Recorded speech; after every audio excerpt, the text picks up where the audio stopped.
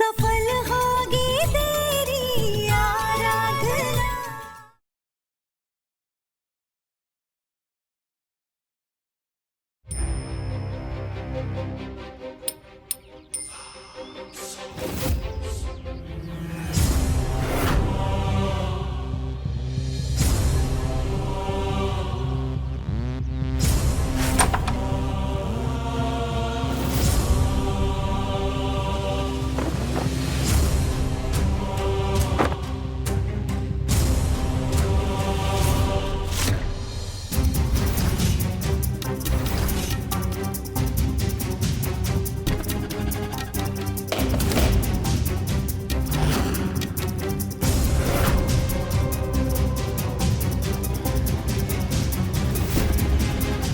मतलब बल्ब तोड़कर कांच निकाले गए।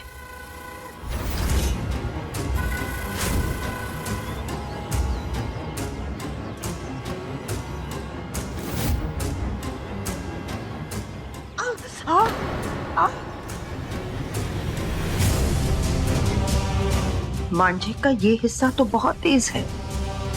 मतलब देवी का आराधना को नुकसान पहुंचाने की पूरी कोशिश कर रही थी, लेकिन माधव बीच में आ गया।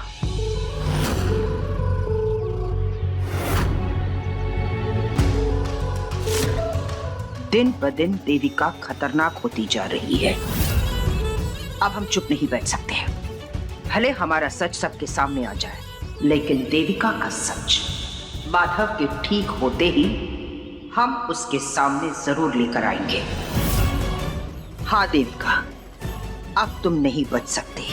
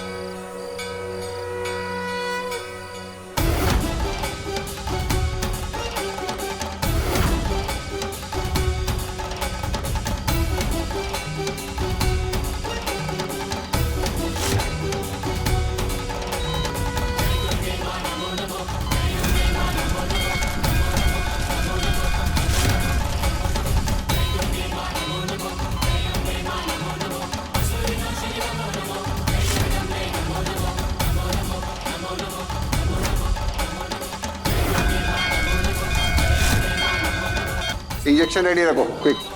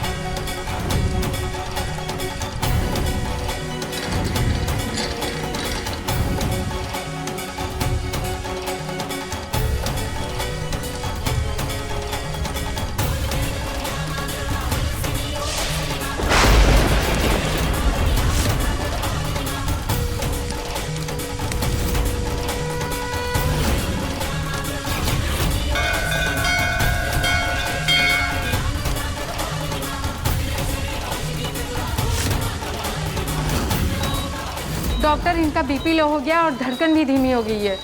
इन्हें ब्लड और चढ़ाओ, मुझे और जल्दी ऑपरेशन करना होगा।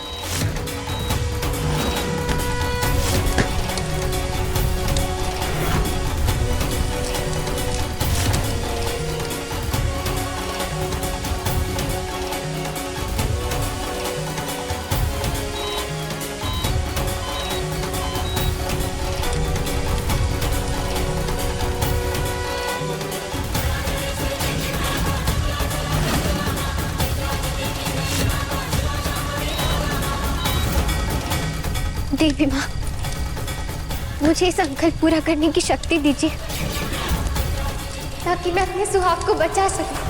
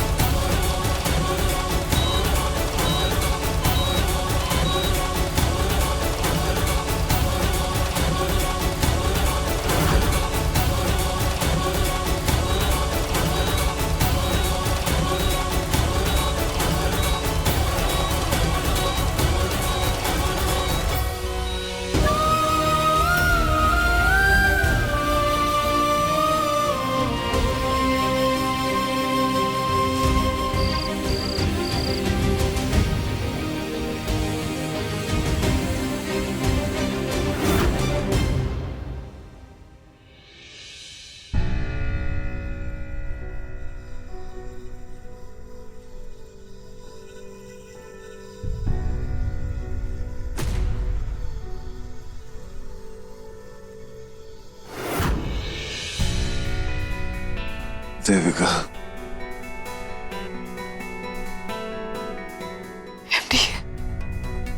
एमडी आपको होश आ गया? My God MD, I am so happy आप ठीक है।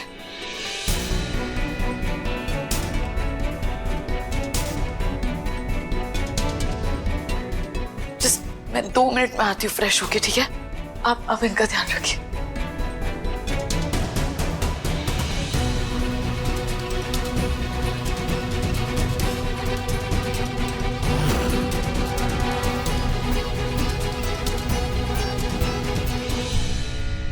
सर, आप बहुत लकी हैं। ऑपरेशन के वक्त आपकी हालत बहुत खराब थी, लेकिन उनकी कठिन परीक्षा और पूजा ने आपकी जान बचा ली। मैं कुछ समझा नहीं, क्या कहना चाहती हैं आप? ये वीडियो देखिए।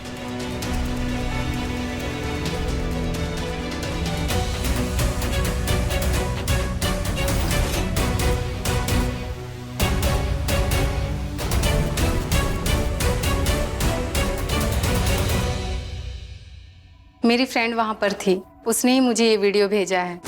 कितनी परवाह करती हैं ये आपकी। आज सिर्फ इनकी वजह से आप सही सलामत हैं।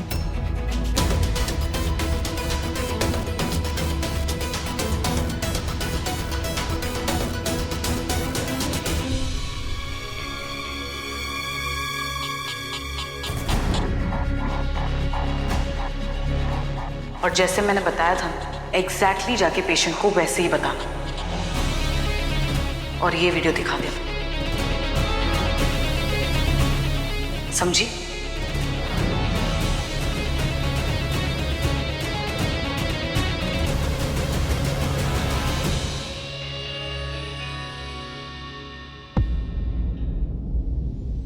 आराधना, आराधना, साहब जी। माधव अब ठीक है। डॉक्टर ने कहा है सारी जांच हो चुकी है और अब उस पर कोई खतरा नहीं मंडरा रहा है। पेशेंट को होश आ गया है, आप सब लोग उनसे मिल सकते हैं।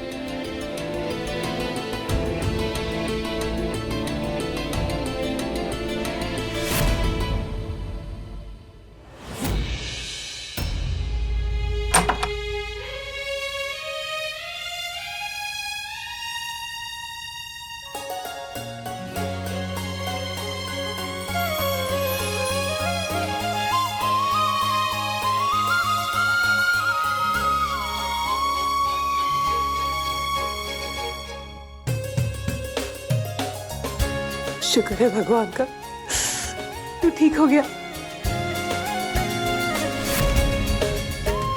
भगवान ने हमारी प्रार्थना सुन ली।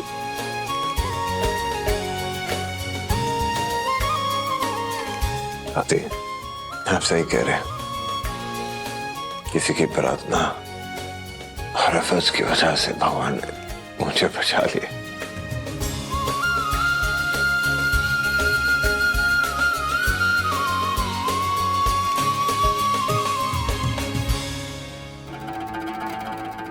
बेचारी आराधना, सारी मेहनत उसकी, कोयले पर चली वो, पूरी रात जागी वो, लेकिन उसका सारा क्रेडिट मेरा।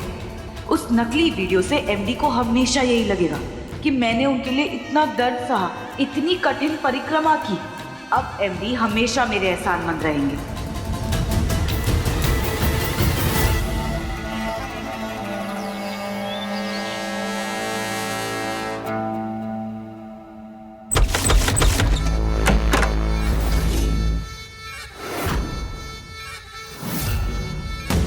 जानते थे हम, अच्छी तरह से जानते थे कि तुम हॉस्पिटल में झूठ बोल रही थी।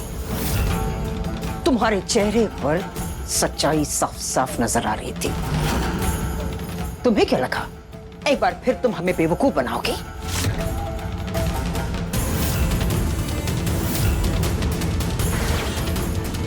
ये रहा तुम्हारे कारनामों का सबूत। इस चरखी के साथ तुमने छेड़छाड़ की थी ना, और आराधना को नुकसान पहुंचाने के लिए इस मांझे को तुमने तेज किया था ना। लेकिन तुम्हारे प्लान का शिकार हमारा भाई बना। वो मर सकता था वो देविका। जब तक बात हम दोनों के बीच की थी हम चुप थे। अगर तुम हमारे परिवार को या हमारे भाई को नुकसान पहुंचाने की कोशिश भी करोगी ना, तो हम बर्दाश्त नहीं करेंगे। आराधना बिल्कुल सही कह रही थी कि तुम किसी बात को लेकर नहीं रुकोगी, लेकिन हम जाकर माधव से तुम्हारी सच्चाई के बारे में जरूर बताएंगे। उसके बाद हमारे बारे में चाहे किसी को भी तुम जाकर बता सकती हो, हमें कोई फर्क नहीं पड़ेगा। समझे? पता था, मुझे पता ही था कि आज नहीं तो कल ना आप अपनी बात से मुकरेंगे। मुझे हराने के लिए आप खुद की परवाह भी नहीं करेंगी, क्योंकि इतना ईगो जो है आपके अंदर। मैदान के अंदर एक और खिलाड़ी कैसे बर्दाश्त कर सकती हैं आप? इसीलिए ना आपका ये मुंह परमानेंटली बंद रखने के लिए ना मेरे पास भी एक परमानेंट इलाज है। रुकिए।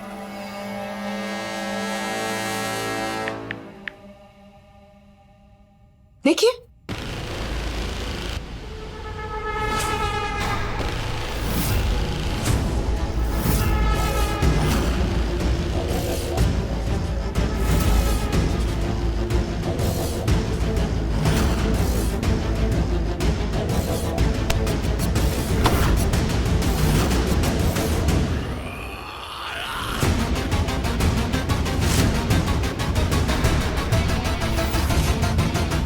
अब क्या करूं?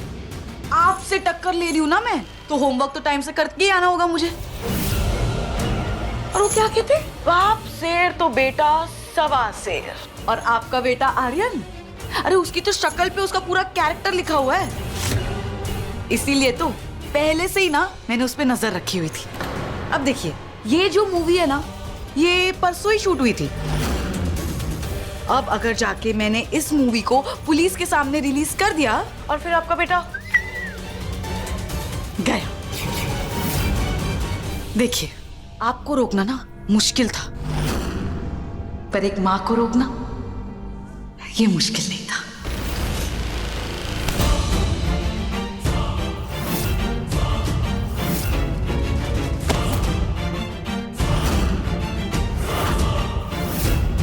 मेनका कभी किसी पर हाथ नहीं उठाती, लेकिन अगर बात उसके बच्चों पर आ जाए ना, तो ये मेनका किसी को जिंदा नहीं छोड़ती। Oh my God!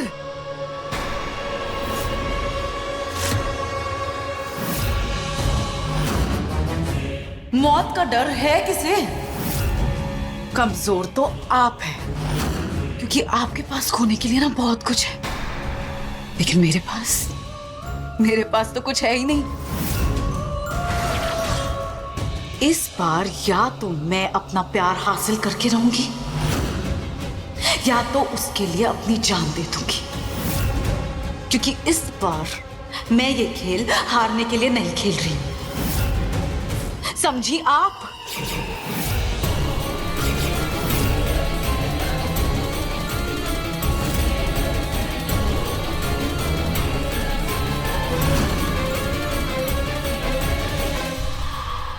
इसीलिए आपसे कह रही हूं, ये जो आपके इतने इमोशंस है ना, उन्हें थोड़ा काबू में रखिए और अपनी बात पे टिकिए,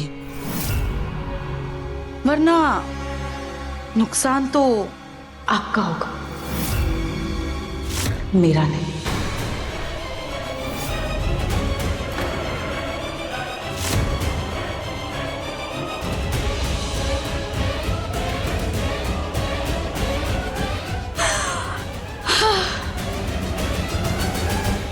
MD,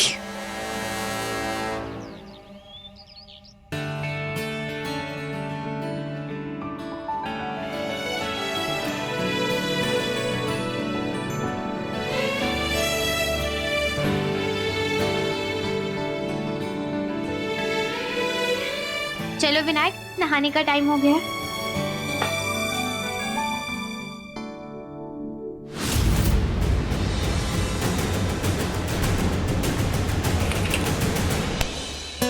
क्या हुआ? तुम ठीक तो हो? ये अचानक लड़खड़ाई क्यों? कोई चोट लगी है क्या?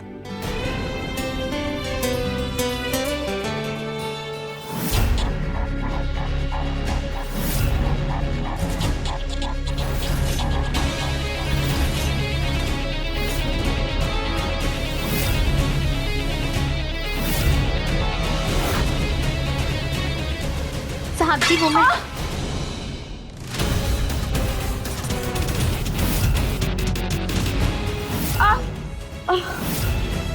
देविका, देविका, देविका, उठो, उठो, उठो, आराम से। सॉरी MD, वो मेरे पैरों में अभी भी छाले हैं ना, इसलिए फिसल गई। तुम क्यों सॉरी कह रही हो? अगर सॉरी होना है तो इस बात के लिए हो कि तुम यहाँ चल रही हो, यहाँ खड़ी हुई हो, तुम्हें तो आराम करना चाहिए। तुम एक काम करो, मेरा सहारा लो, और पैरों पे ज्यादा प्रेशर मत डालो, ठीक है? MD, पर अभी तो आप भी ठीक नहीं हो, मैं कैसे? मैं बिल्कुल ठीक हूँ, तुम अपनी फिक्र करो।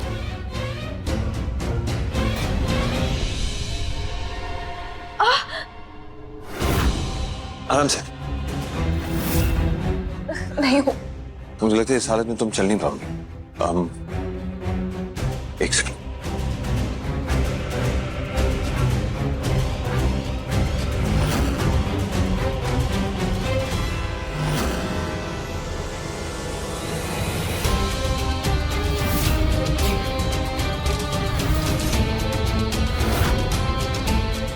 देखती जाओ आराधना, मैं कैसे तुम्हारी नाक के नीचे से माधव को अपना बना लूंगी और तुम कुछ नहीं कर पाओगी।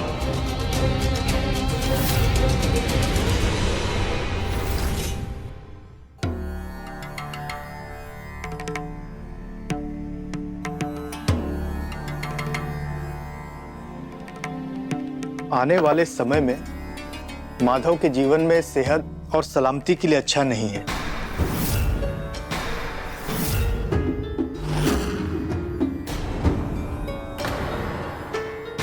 क्योंकि इनका जो मंगल है वो बेहद कमजोर है और शुक्र सप्तम भाव में है। इसी के वजह से माधव के ऊपर और पूरे परिवार के ऊपर संकट के बादल मंडरा रहे हैं और इस परिवार में किसी की बुरी नजर तो जरूर है।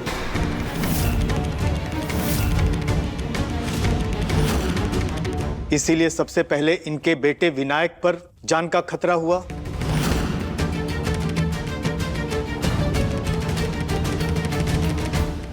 और उसके बाद में इनके साथ ये हादसा हो गया। पंडित जी, इन सब का कोई उपाय तो होगा? दादी, आपको नहीं लगता कुछ ज्यादा ही सीरियसली ये सारी बातों को? ऐसा हो जाता है कभी कभी। हम कुछ नहीं सुनना चाहते। पंडित जी, आप उपाय बताइए। उपाय तो खुद इनकी पत्नी है। इनकी कुंडली में साफ लिखा हुआ है कि इनकी धर्म पत्नी ही इनकी ढाल है। लेकिन शादी के बाद माधव जी, आप ना तो अपने कुल देवता के मंदिर में गए, ना तो आप दोनों पति पत्नी ने साथ में पूजा की और ना उनका आशीर्वाद लिया। इसीलिए मैं आपसे कहता हूं, सबसे पहले तो आप अपने पत्नी को लेकर अपने कुल देवता के मंदिर में जाइए। वहां पे पूजा और यज्ञ करिए। अपने कुल देवता के सामने अपनी पत्नी को सिंदूर लगाइए और उनको मंगलसूत्र पहनाइए और फिर आप दोनों एक जोड़े की तरह अपने कुल देवता का आशीर्वाद लीजिए, क्योंकि यही आशीर्वाद आपको आने वाले खतरों से बचा सकता है। माधव, तुम पंडित जी की बात सुन रहे हो ना? तुम कल ही आराधना के साथ कुलदेवी के मंदिर जाओगे। पर दादी मैम, हमें कुछ नहीं सुनना माधव। तुम कल ही कुलदेवता के मंदिर में जाओगे और पूजा करोगे। हमारी चिंता को चिता में मत बदलो माधव। अगर तुमने ये नहीं किया तो हमारा मरा हुआ मुंह देखोगे।